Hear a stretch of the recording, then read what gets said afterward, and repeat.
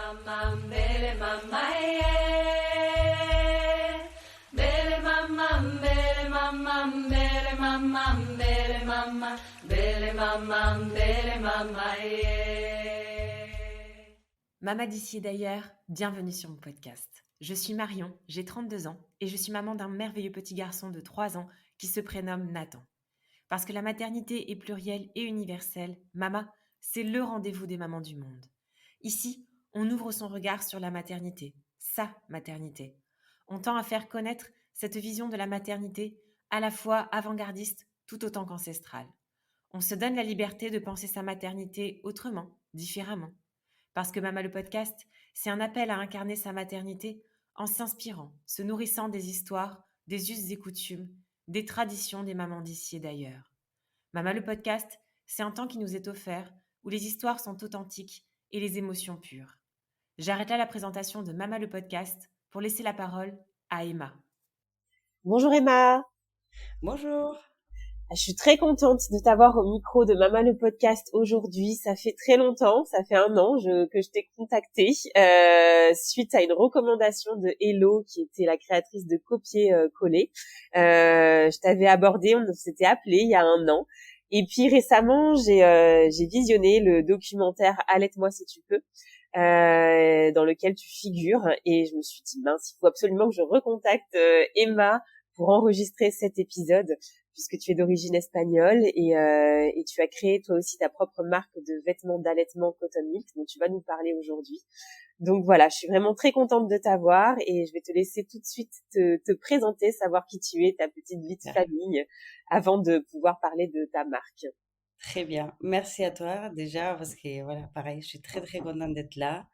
Ça fait longtemps aussi que voilà que j'ai ça en tête et au final on s'est jamais posé et ça fait du bien. Donc moi, pour tout vous dire, moi c'est Emma, je suis d'origine espagnole, je viens de Madrid, d'un petit village donc de Madrid. Ma famille elle est espagnole et je suis maman de 2 enfants, Charlotte et Alejandro, qui ont 7 et 3 ans aujourd'hui.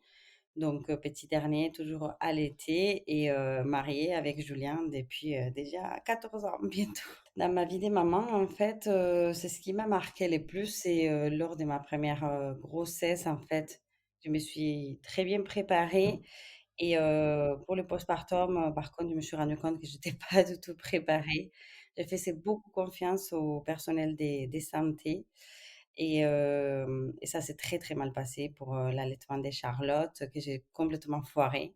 Donc c'est un gros regret dans ma vie de maman, qui m'a amenée après derrière à faire une dépression postpartum, je pense, pendant une bonne année, qui a jamais été, diagnostiquée parce que mon médecin traitant, elle a jamais su me diagnostiquer. J'ai été traitée par une psychiatre et pas plus d'explications, je savais enfin, aucune diagnostic, aucune explication, pas adaptée à la maternité en tout cas et une femme qui souffre de ces maux-là Oui, et les 2e, enfin pour mon 2e enfant, c'est ce qui m'a marqué le plus, c'est, l'effet que je pensais savoir, connaître quelque chose de l'allaitement maternel parce que je m'étais très bien préparée ces fois-ci pour pas justement, avoir un échec et Alejandro, il avait un frein de langue et ça s'est aussi encore une fois très, très mal passé parce que, personne n'a su m'orienter et en plus il y avait les covid donc voilà, oui, oui. ça a été 2 gros challenges qui ont changé ma vie finalement et qui m'ont orientée, qui m'ont forgée finalement, qui m'ont Oui, amenée à la bien femme sûr. que je suis aujourd'hui. Bien sûr. Quand tu dis que tu as foiré ton allaitement, qu'est-ce qui s'est passé? C'est vraiment le manque de soutien du corps médical ou manque de soutien aussi en plus de l'environnement? Alors déjà, moi je m'étais pas du tout préparée, c'est la vérité. J'avais lu quelques livres mais sans plus, parce que je pensais, en effet, enfin, pour moi, c'était quelque chose de naturel, donc en fait, ça allait bien se passer et puis, voilà et je faisais confiance surtout à ces mondes médical et à ces personnes qui sont, censées à savoir et à connaître très, très bien l'allaitement et qui allaient me guider donc moi, Charlotte, déjà, je la mettais presque pas au sein, enfin, c'était vraiment une catastrophe. Je me rends compte aujourd'hui, voilà, que je mettais les petits doigts quand elle pleurait, enfin, je connaissais rien à un nouveau-né et puis quand elle venait, elle me donnait toujours des conseils, mais qui étaient contradictoires entre elles. Déjà, ça, c'est Ouais, délirant. Et, euh, elle me faisait mal, en fait. Elle s'appuyait sur mes seins pour voir s'il y avait du lait. C'était toujours moi qui étais mis en cause et pas les bébés. Enfin, ouais, c'était très, très compliqué à vivre. très compliqué. Et donc pour le coup, pour le deuxième, parce que tu dis que donc il a eu un frein de langue, et là au début tu nous as dit que tu l'allaitais encore aujourd'hui, c'est ça? Oui. Donc la mise en place de l'allaitement a pu se faire par la suite. Oui, alors j'ai galéré, pendant 3 ou 4 mois, je savais pas ce qu'il avait. Je savais qu'il y avait quelque chose de pas normal. Charlotte, j'avais réussi à l'allaiter une petite semaine, Ouais, mais à cause, du fait que j'en mettais pas assez au sein, j'avais pas assez du lait, la montée du lait s'est fait au bout de 5 jours. On a donné des biberons, ça marche plus. Évidemment, elle voulait plus mon sein. Elle faisait vraiment, voilà, un rejet, que j'ai pris très personnellement. Donc c'est très, très, grave pour une femme qui vit allaiter, voilà. Enfin ouais, bref. Ça, c'est une autre histoire, mais pour Alejandro, c'est ce qui s'est passé, c'est que j'ai essayé par tous les moyens de voir avec quelqu'un, mais tout le monde était en Covid, donc c'était fermé, ostéopathe, kiné, consultante en lactation. Et puis moi, je ne savais pas qu'il y avait des consultantes en lactation qui n'étaient pas formées aux oui, freins de langue. Et c'est ça qui est incroyable. Moi, je m'étais entourée à l'époque d'une IBCLC mm, exprès pour pas retomber dans les pièges, pour avoir du soutien. Et quand je l'envoyais des textos de la maternité en pleurant, elle me disait qu'en fait, elle pouvait rien faire. En fait, elle savait pas ce qu'il avait. Et la pédiatre, à l'époque, je me rappelle très bien, elle m'avait dit, il a en fait une torticolis, donc oui, il a bien une tension en place, mais on n'a pas d'ostéopathe en fait. On peut rien faire. Moi, j'avais très très mal. J'avais les tétons en bien sûr. sang. Ouais, Et voilà, ça a été 3 ou 4 mois comme ça, avec des pipettes, ouais, avec enfin, alimentation à travers des petits verres, des pipettes, des seringues pour pas introduire ces biberons qui m'avaient déjà fait beaucoup du mal lors de mon premier allaitement.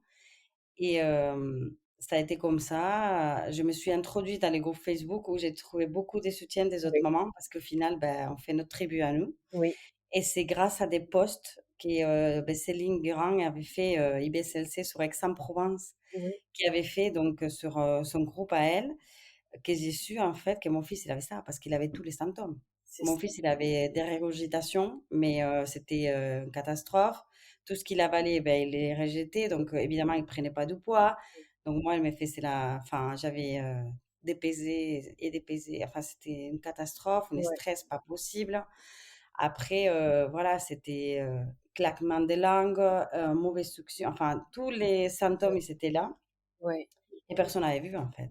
Médecins traitants, encore une fois, qui ne sont vraiment pas formés non plus et qui m'est conseillé de lui donner du lait en poudre, de lâcher l'affaire, ça va être mieux pour votre santé mentale. Alors non, une maman qui veut allaiter, c'est prouvé. oui, Si elle veut allaiter et qu'elle ne veut pas allaiter, ouais, 70%, enfin, une chiffre énorme des dépressions postpartum vient de ça. Donc, c'est grave, en fait. bien sûr. Comment tu t'en es remise? T'as dit tout à l'heure que tu avais été suivie par un psychiatre, c'est ça? Comment tu en es Oui. sortie? Est-ce que tu es encore dans le postpartum pour ton deuxième? Alors, pour Charlotte, j'ai vu ces psychiatres et j'ai fait 5 séances Ouais, et je me suis soignée toute seule parce ouais, que elle me parle pas, en fait. Je parlais, tout simplement.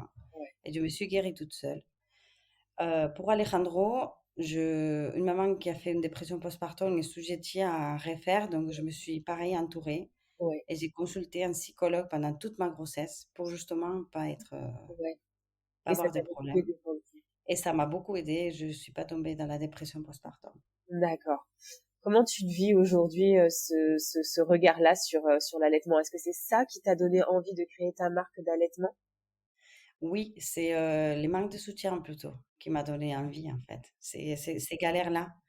Est-ce que tu étais entourée de ta famille? Je te pose la question tout de suite parce que comme tu as dit que tu étais en France, Oui. est-ce que justement tu avais de la famille, un soutien ou pas? Non, pas trop. Ma famille, elle est en Espagne, donc Oui, on garde une relation très très proche. oui. Mais ma maman, elle nous a pas allaités déjà. D'accord. Et moi, j'étais en cuveuse au bout de 15 jours. Et en fait, j'ai posé la question à ma mère. Un jour, j'ai dit, maman, t'as essayé quand même de m'allaiter? Et en fait, elle a essayé de m'allaiter. Et on m'a mis sous couveuse parce que j'aimais je me suis en fait, comme Alejandro, j'arrivais pas à m'alimenter. Donc en fait, à la base, c'est moi qui ai le frein de langue et j'ai donné à mon enfant. C'est héréditaire en fait. D'accord. Et c'est ça qui après on découvre les choses des parents et j'ai toujours cru qu'elle voulait pas m'allaiter, mais en fait non, en fait elle a essayé mais c'est je pense jamais Rémi non plus parce qu'elle est pro biberon alors, tu vois? C'est un regret, je pense qu'elle a quelque part, mais, elle essaye de s'en sortir et c'est une protection et de dire, «Donne-lui un biberon, tu seras mieux» et c'est vrai qu'évidemment, quand tu galères comme ça et que tu vois ta fille galérer comme ça, maintenant je le comprends, tu vois? Et Ouais, ça fait du mal aux mamans, je c'est sûr, pense. c'est sûr. Et pour le coup, en Espagne, comment est vu l'allaitement? Alors en Espagne, en fait, l'allaitement, il est plus fréquent qu'en France. Les taux Ouais. d'allaitement, ils sont plus importants. Il y a beaucoup des, mamans qui allaitent, à l'extérieur, dans les lieux publics, Oui, quand ils sont petits surtout, hein. Après, il faut savoir que c'est un pays quand même de l'Europe, voilà oui, donc où les congés maternité, ils sont pas très longs donc en ouais, fait, les personnes enfin les mamans après, s'il y en a qui allaitent jusqu'à 2 ans, ça s'est fait aussi, je pense plutôt dans le sud peut-être, oui, mais c'est moins vu évidemment des allaitements longs ou non écourtés. ouais, Mais les bébés, en tout cas, enfin les tout petits bébés, c'est quelque chose de normal, de très normal et d'accord. personne n'a honte de se montrer ou de se montrer en allaitant ou de montrer ses seins, comme on peut avoir cette peur en En France. France, ouais, tout à fait. Tu es arrivée quand, pour le coup, en France? Je suis arrivée en 2012. Alors, comment est née justement ta marque de vêtements d'allaitement? D'où est venue l'idée? Tu l'as dit déjà un petit peu tout à l'heure, par manque de soutien, c'est ça qui t'a donné cette volonté-là? Oui, alors avec Alejandro, c'était le confinement, donc on était à la maison et j'avais pas trop besoin de sortir et j'étais très bien comme ça, Ouais, sans visite. J'ai vraiment profité de ces postpartum pour le coup. Hem, C'était l'été après et donc lui, il est né en avril, donc en été, je commençais à avoir très, très chaud et j'avais mes vêtements des grossesses qui étaient pas du tout adaptés, donc j'ai transpiré, dans les vêtements des grossesses et c'était vraiment des matières, qui étaient pas quali ouais. et là, je me suis dit: «Bah, il faut vraiment que je m'achète de fringues, en fait, à un moment donné». Donc je me suis mis à taper sur Google tout simplement, vêtements d'allaitement en coton. Donc je suis tombée sur cette, grosse marque qu'on connaît toutes Oui, et je me suis acheté évidemment des t-shirts et j'étais très bien dedans, mais au bout d'un moment, en fait, j'avais envie de m'habiller et d'être un peu plus, élégante, on va dire, oui, pour mes sorties et de retrouver un peu ma façon de m'habiller à moi. Et c'est à ce moment-là que je me suis dit: «En fait, il y a toutes les marques de vêtements d'allaitement aujourd'hui font des choses très décalées, très décontractées, donc je vais créer quelque chose d'habillé, en fait». Parce que ouais, les mamans, je pense que, je suis pas la seule et à ce moment-là, je me suis décidée, j'ai fait un sondage, en fait, sur, plusieurs groupes Facebook. J'ai eu plein, plein de réponses et évidemment j'ai eu, enfin, j'étais pas la seule, j'étais contente, j'étais rassurée et c'est à ce moment-là donc que je me suis dit, beh, j'y vais. ouais. Je vais le faire, en fait. Donc ça OK. va être long parce que j'ai un bébé, un petit bébé, mais j'y crois et il y a vraiment un besoin, en fait et les mamans, on a besoin d'être soutenues et c'est une tribu qui doit s'aider entre elles parce qu'à l'extérieur, on n'est pas aidé donc on va s'entraider. Comment tu t'es lancée pour le coup? Est-ce que ça a été dur de te lancer en tant qu'auto-entrepreneur, cette création de marque? Comment tu qualifierais, tout ça? Maintenant que tu as un petit peu de recul, on a passé, les 3 ans, c'est ça? Oui, alors j'ai toujours eu cette envie d'être, à mon compte puisque mes parents, ils ont toujours été à son compte et c'était quelque chose qui, voilà, que je voulais toujours réaliser dans ma vie. La mode, c'est un milieu très spécial donc en fait, il y a pas que, l'effet d'être à son compte, c'est un commerce virtuel donc à part l'effet de développer tes pièces où ça prend énormément de temps, donc ça, il faut apprendre tous les systèmes qu'il y a derrière, donc ça m'a pris un bon bout de temps Ouais. et après derrière, c'est la commercialisation qui est longue à faire et à se faire connaître, mais voilà, on y travaille. Comment tu as pu gérer tout ça? Parce que tu as créé ta marque en même temps que tu es née une seconde fois maman, au niveau de la fatigue, au niveau du temps. Oui, Comment tu as pu... Est-ce que c'est quelque chose qui t'a un peu plus animé justement, peut-être à travers oui, cette période de postpartum? Ça a pu la faire traverser d'une manière différente en tout cas? oui, tout à fait. Ça a été depuis que j'avais eu cette première idée, ma motivation, je pense. Ouais. Je sais pas, c'est spécial, ça te porte en fait. C'est passionnant. Quel est l'engagement justement et quelle est la particularité de ta marque de vêtements? Alors, c'est ce que je voulais vraiment de cette marque, c'est une marque qui soit en matière naturelle par rapport au fait qu'on a encore les hormones en postpartum, en allaitant, voilà, qui vont encore être présentes. Donc, je voulais vraiment cette notion des matières naturelles ou recyclées, mais vraiment naturelles, c'est la priorité numéro un aujourd'hui. Les faire responsables aussi, l'origine, les plus responsables possible. Si, voilà, je peux faire, en Europe, à la base, je voulais faire en France, mais voilà, en étudiant, les business models, en étudiant les ateliers, ça a été très, très compliqué par rapport au pricing, par rapport à la quantité aussi. Et je connaissais ces bassins, textiles à Porto qui étaient très importants et mes grands-parents, ils m'amenaient déjà petite à acheter du textile là-bas et je savais les potentiels qu'il y avait là-bas et c'est pour ça que je me suis décidée de visiter et de faire à Porto, en fait. D'accord, Parce qu'ils sont très, très forts pour ça.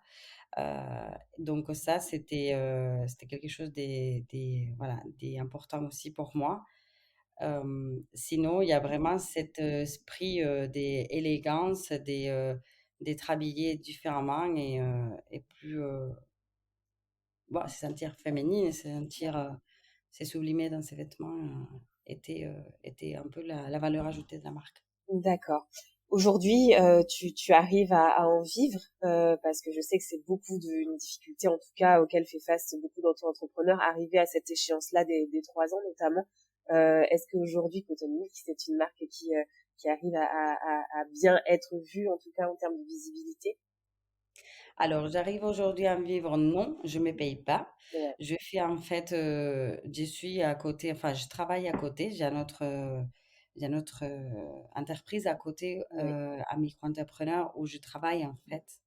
Et je me paye grâce à ça. Et je d'accord, me finance ma vie et donc Cotton Milk avec ça, ouais, parce que ça m'est vraiment à cœur. Maintenant, j'essaye de mettre en place des stratégies pour qu'un jour, cette marque, elle puisse bien sûr. s'autofinancer Mmh, et qu'elle me coûte plus d'argent. Donc c'est ça. ça serait vraiment top. Ouais, Voilà, c'est tout un processus. Après, je ne suis pas prête à la lâcher. C'est vraiment quelque chose qui me ouais, tient à cœur. mmh, J'y crois. ouais, Je sais que ça va être long à se faire, connaître, mais j'y crois très, très fort. Il y a un gros potentiel quand même, parce qu'on voit de plus en plus d'allaitements ouais, qui se mettent en place en France. Déjà, les taux de naissance montent depuis des années et en plus, on voit de plus en plus de femmes qui reprennent le pouvoir et qui allaitent, dans les lieux publics. tout à Donc fait. notamment hier, j'étais très contente, dans les fêtes du village. Ici, j'ai vu 2 mamans allaitantes à côté de moi allaiter et là, ça m'a redonné l'espoir et le sourire parce que je me suis dit: «En fait, tout n'est pas perdu». Heu, Elles sont là, on est ensemble et ça va le Ouais. faire. Tu as beaucoup de clientes qui sont en France ou en Espagne aussi? Alors pour l'instant, c'est les marchés français. D'accord. J'ai fait, des envois dans le monde entier. Ouais, J'ai des clientes en Polynésie française, donc je suis ouais, très, très fière. ouais, En Espagne, j'ai pas attaqué encore le marché. C'est un marché qui est très bien et je pense qu'il était porteur aussi pour ouais, ça. Mais voilà, après, il faut beaucoup d'investissement. Donc ça va venir dans un deuxième temps. C'est le but. ouais. Est-ce que tu es engagée auprès d'associations ou pas? Alors j'étais engagée, avec, Allaiter à Marseille. D'accord, J'ai arrêté, parce que ça me prenait beaucoup, beaucoup de temps et j'imagine. donc ça a été une décision difficile. Mais, voilà, je fais mon choix. Aujourd'hui, je fais toujours partie de l'Or Blanc, donc je suis marraine d'allaitement. Voilà, sinon aujourd'hui, le but, c'est de me former moi-même à l'allaitement maternel pour être accompagnatrice en allaitement et facilitatrice d'allaitement et je pense qu'à terme, je ferai, de monter une association là où je suis moi-même avec peut-être une autre personne ou quelque chose comme ça. Mais si c'est quelque chose que j'aime beaucoup en fait, d'aider C'est les autres oui, mamans. c'est Et c'est les soutiens, c'est tout en fait. C'est tout. Quand on a des doutes, quand on n'y croit plus, il suffit d'un mot en fait pour relancer tout ça et pour y croire. Et ça, je l'ai vécu, donc je sais comme c'est puissant et comme c'est important. J'avais une question justement qui me vient par rapport à cette volonté qui est vraiment viscérale d'allaiter, hein, on le sent bien en tout cas en toi. Et comment tu percevais l'allaitement avant d'être enceinte pour le coup? Alors, quand j'étais jeune en Espagne, j'ai toujours vu mes copines, mes cousines, les belles filles, enfin les femmes bah, enfin, autour de moi allaiter, et donc c'était quelque chose de normal. Quand je suis venue en France, étrangement, ça a changé ma perception. Je voyais plus de femmes enceintes, enfin, plus de femmes allaiter, et du coup, je m'étais pas trop pris la tête. Je me suis dit, ben, ça va marcher, c'est naturel. Ouais, Et ma conception de l'allaitement, c'était ça, c'est naturel, c'est c'est normal, naturel. Ouais, ouais, et ouais. ça a marché. Est-ce qu'aujourd'hui tu penses que il y a forcément une nécessité d'être entouré par la famille ou constituer sa tribu, comme tu le disais, de femmes autour de toi? C'est pas nécessaire d'avoir des membres de sa famille autour de soi parce qu'effectivement elles peuvent être pro biberon. Euh, Par rapport à cette notion de tribu, en fait, revenir sur cette notion de tribu, c'est se constituer en s'entourer de femmes qui ont la même essence que soi Oui. pour se sentir plus forte. C'est ça que tu souhaites passer comme message? Oui, c'est très, très important, je pense, les soutiens entre des personnes qui partagent, en tout cas, un bout de sa vie, peut-être pas les valeurs entières de sa vie, mais Mm, un bout de sa vie, et, euh, et c'est surtout pour moi la transmission de connaissances qui se fait plus de génération en génération qui manque. Donc, on va trouver ça différemment entre mamans avec des expériences différentes. Il y en a qui vont allaiter, il y en a qui vont pas allaiter, mais qui sont des expériences qui peuvent quand même nous aider. Il y en a qui sont tire-allaitantes, et c'est très bien comme ça. Et en fait, c'est cette richesse-là qui nous fait justement apprendre. Et c'est pour ça que cette voilà, réunion des femmes, c'est c'est important te tient de à cœur, ouais. s'entourer, oui, je Ouais. pense. Pour finir sur et revenir sur ta maternité, comment se sont passés tes accouchements? Alors pour Charlotte, ça s'est bien passé. J'avais quand même la péridurale, donc j'étais euh, allongée pendant longtemps. Et de ce que je me rappelle, j'ai vraiment pas apprécié cette situation-là, D'accord. de pas être, euh, de pas être moi-même en fait, de pas pouvoir bouger. Ouais, Ça m'a beaucoup beaucoup gênée, et du coup je voulais pas avec Alejandro. d'accord. Donc j'ai essayé d'accoucher sans péridurale Ouais, jusqu'à 8. ouais, Je suis pas réussi. J'ai demandé la péri parce que, pareil, encore une fois, ouais, ben, sage-femme n'était pas trop formée, hein, je pense, aux ouais. accouchements naturels, physio, et du coup, ces moments de désespérance, ben, je suis Oui, pas arrivée à les dépasser. Mais c'est pas grave, je suis très fière quand même. Alejandro, il était quand même, c'était un bébé qui regardait les étoiles, donc c'est très, très douloureux. Parce que ouais, son dos, il est contre les miens, enfin, il oui, était contre les miens, donc ça a été quelque chose. Il m'a déchiré, enfin, c'était beaucoup, beaucoup plus hard que Charlotte. d'accord, Mais je suis très fière de, voilà, d'avoir bien réussi sûr. à tenir un bon bout de temps. J'avais beaucoup moins du coup, des doses d'anesthésie. Oui, Et je pense que ça a beaucoup joué, l'effet que j'ai pas eu de l'oxytocine artificielle sur les liens qui se sont créés avec oui, Alejandro. Ça a été très puissant depuis les moments zéro. ouais, Et pour Charlotte, j'ai accouché et j'avais l'impression de ne pas avoir accouché. Alors, je ne sais pas t'expliquer. J'ai lu des choses et j'ai entendu Julie tout le temps parler de ça.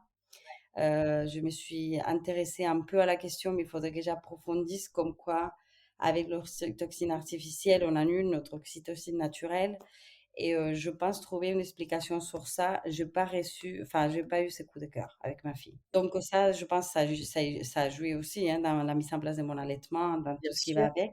Ouais, Et les liens, il a mis des mois à se créer. Donc c'est ouais, très douloureux aujourd'hui encore pour moi.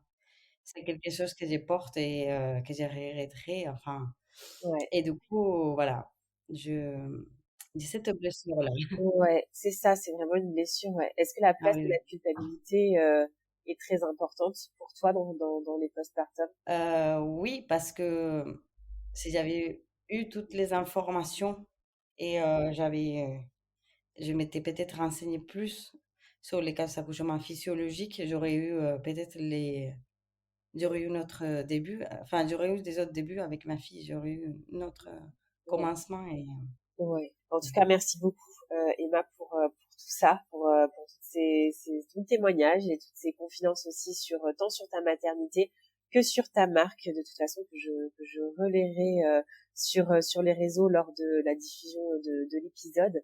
Et j'aime bien finir les épisodes aussi sur une petite note culinaire. Mais avant ça, est-ce que tu avais, toi, un autre sujet dont tu aurais souhaité parler?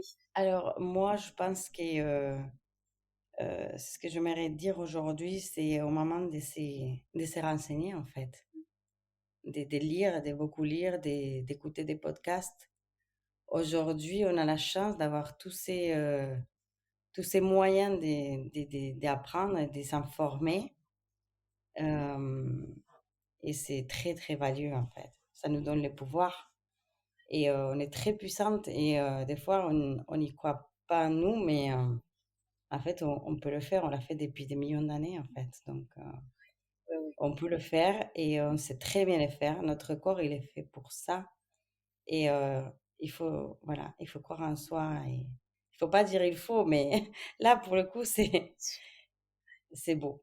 ouais, De croire en soi, c'est important et ça nous redonne le pouvoir et de faire ses choix. Après, chacune fait ses choix bien et sûr. c'est normal.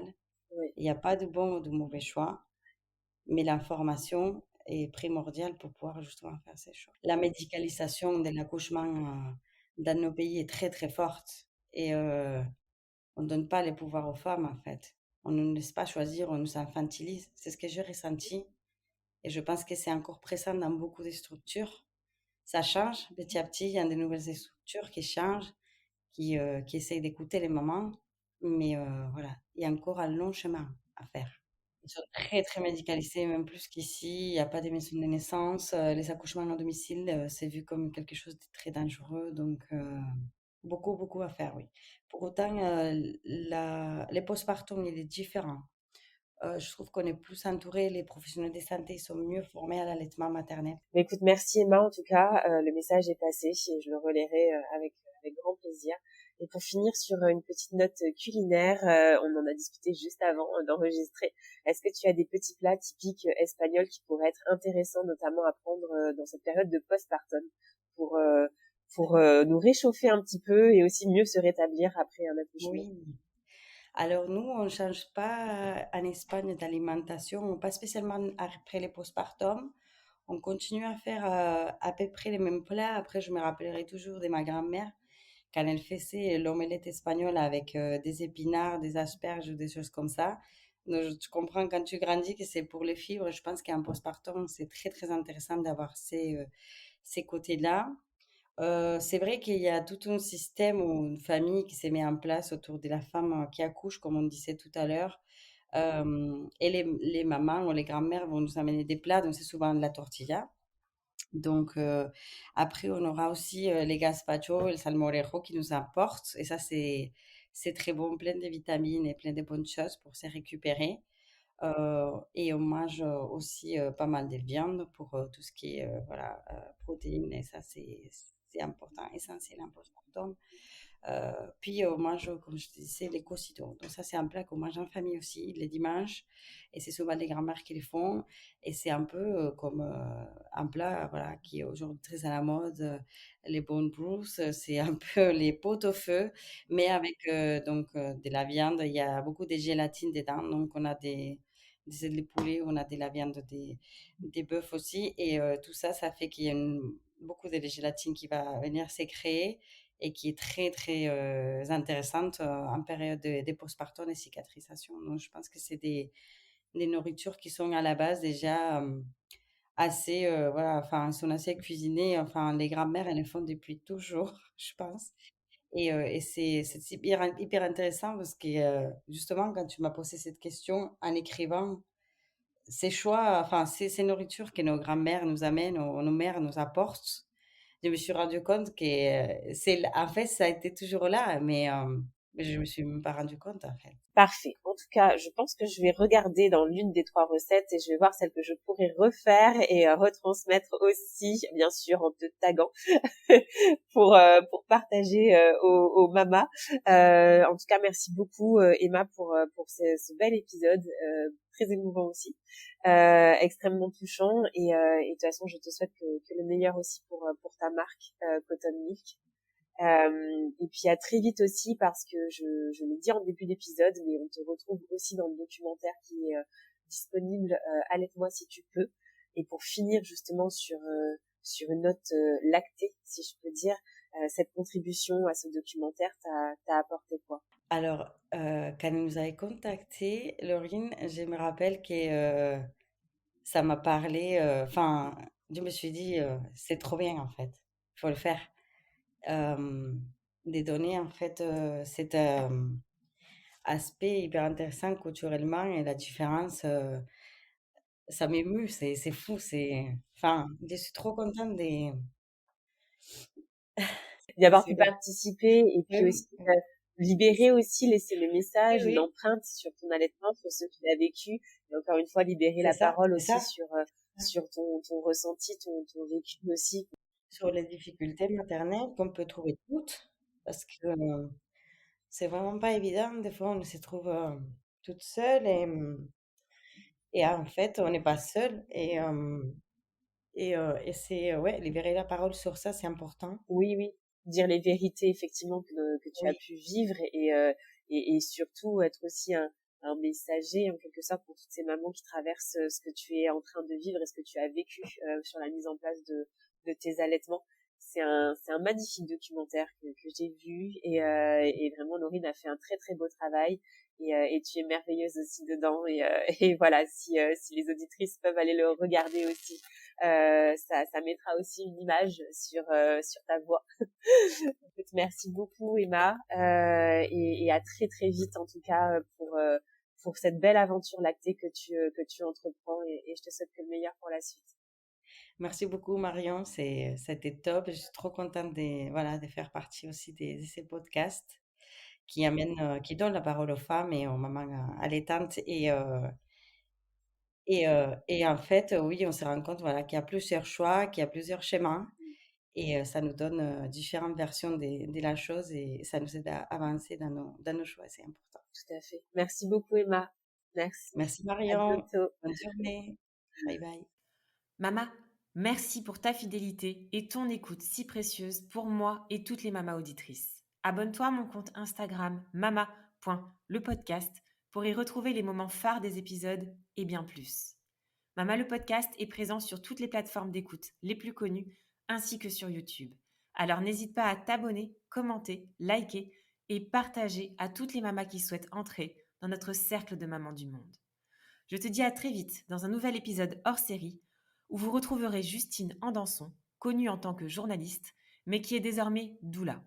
Elle reviendra sur les différentes phases de sa maternité, sur l'hypersensibilité de sa fille et sur son cheminement qui l'a poussée à accompagner les jeunes et futures mamas. Mais en attendant de retrouver Justine, maman n'oublie pas, ta maternité t'appartient. Elle est un univers aussi merveilleux que le monde à explorer. Bele mama, yeah. Bele mama, yeah. Bele mama, bele mama, bele mama, bele mama, bele mama, bele